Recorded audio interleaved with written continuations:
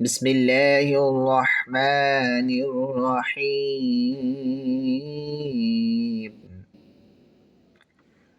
ختم الله على قلوبهم وعلى سمعهم وعلى أبصارهم غشاوة ولهم عذاب عظيم এরশাদ হচ্ছে আল্লাহ রাব্বুল আলামিন বলেন, আল্লাহ তিনি তাদের অন্তরে মোহর করে দিয়েছেন, মোহর মেরে দিয়েছেন। ওয়া আলা সামিআহিম, এবং তাদের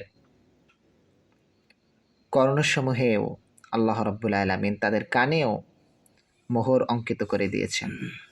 ওয়া আলা আবসারিহিম গিশাওয়া, এবং তাদের চোখের ওপর আল্লাহ রাব্বুল আলামিন আবরণ তৈরি করে দিয়েছেন, যাতে তিনি কি করতে পারেন না, কোনো কিছুই দেখতেই পারেন না। ওয়ালাহুম আযাবুন আযীম, তাদের জন্য রয়েছে ভয়ানক শাস্তি। আসুন সংক্ষেপে আলোচনা করি 2 মিনিটের ভিতরে। খতামা শব্দের অর্থই হচ্ছে মোহর করে দেওয়া। আল্লাহ রাব্বুল আলামিন নিজে মোহর করে দিয়েছেন। কারণ হলো তারা এতই বেশি পাপের ভিতরে লিপ্ত আছেন যে যখন একটি পাপ কাজ করে তখন তাদের অন্তরের ভিতরে একটি দাগ পড়ে যায়। শুভ্র সাদা দবদবে জায়গাটা তার কালোতে পরিণত হয়ে যায়। তখন তার কাছে কোনো কিছুই ভালো লাগে না, যার কারণে এক শ্রেণীর মানুষ আছে, শুনতে চায় না, বুঝতে চায় না, কোনো কিছু বোঝার চেষ্টাও করে না, দেখতেও চায় না।